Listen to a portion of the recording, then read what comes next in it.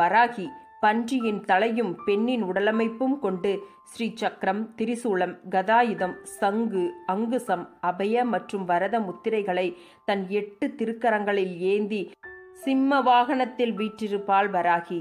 ஆக்ரோச குணத்தின் அடையாளமாய் திகழ்ந்தாலும் பக்தர்களின் கூக்குரலுக்கு பஞ்சாய் இலகிடுவாள். அந்த அன்னையின் அற்புத வரலாற்றை இங்கே காண்போம். மகிஷாசுரன் 10,000 ஆண்டுகள் பிரம்மனை குறித்து தவம் இருந்தான். எனக்கு தேவர்கள், அசுரர்கள், மானிடர்களால் மரணம் ஏற்படக்கூடாது, கன்னிப்பெண்ணால் மட்டுமே மரணம் ஏற்பட வேண்டும் என்று வரம் கேட்டான். அவன் கேட்ட வரத்தை அருளினார் பிரம்மதேவன். அங்கு தொடங்கியதுதான் பிரச்சனை. மகிஷாசுரனின் அராஜகம் அதிகமாகியது. மகாவிஷ்ணுவை தஞ்சமடைந்தனர் தேவர்கள். மகிஷாசுரனுக்கு மரணம் பெண்ணால்தான். அவனை சம்ஹாரம் செய்வதற்கு தகுந்தவள் மகாசக்தி மட்டும்தான் என்று கூறினார் மகாவிஷ்ணு. மும்மூர்த்திகளும் தேவர்களும் ஒன்று கூடி பிரார்த்தனை செய்ததும் சத்வ, ரஜஸ், தமஸ் என்ற 3 குணங்களையும் ஒன்றாக பெற்ற மகாலட்சுமியாய் தோன்றினாள் அம்பாள். தேவி மகிஷாசுரனை அழிக்க புறப்பட்ட போது சும்பன் நிசும்பனுடன் போரிட நேர்ந்தது. அப்போது இரத்த பீஜன் என்ற ஒரு அரக்கன் சக்தி வாய்ந்த வரத்தினை பெற்றிருந்தான். தன் உடலிலிருந்து வெளிவரும் ஒவ்வொரு சொட்டு இரத்தத்திலிருந்தும் அதே சக்தியுடன் கூடிய இரத்த பீஜன் உருவெடுப்பான் என்று.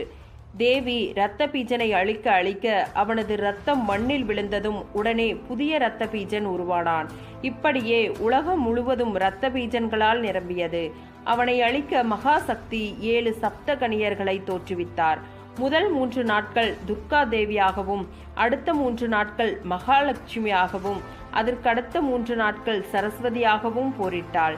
தேவி 9 நாட்களும் போரிட்டு சும்பன், நிசும்பன், இரத்த பீஜன் முதற்கொண்டு அனைத்து அரக்கர்களையும் அழித்து இறுதியில் மகிஷாசுரனையும் வதம் செய்தார். இந்த 9 நாள் போரில் 3வது நாள் துர்கா தேவியின் அம்சமாக போரிட்ட அன்னையே நம் வராகி தாயாவார். அதே போன்று திருமால் வராக அவதாரம் எடுத்த பொழுது அவரின் துணை அவதார சக்தியாக லக்ஷ்மி தாயார் எடுத்த வடிவம்தான் வராகி அம்மன் வடிவம் என்று கூறப்படுகிறது. வராகி அம்மன் சக்தி வடிவானவர்.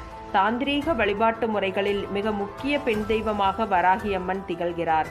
தீயவற்றை அளிக்கும் உக்கிரமான தெய்வமாக வராகி அம்மன் இருப்பதால் பொதுவாக திருமணம் ஆகாதவர்களும் துறவு வாழ்க்கை மேற்கொண்டவர்களுமே வராகி அம்மன் வழிபாட்டை மேற்கொள்கின்றனர்.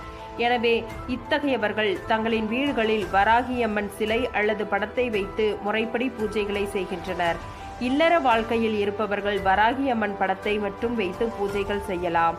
வராகி அம்மனை கனவில் காண்போருக்கு வாழ்க்கையில் தீர்க்க முடியாத பல கஷ்டங்கள் இருப்பதாகவும் அந்த கஷ்டங்கள் அனைத்தும்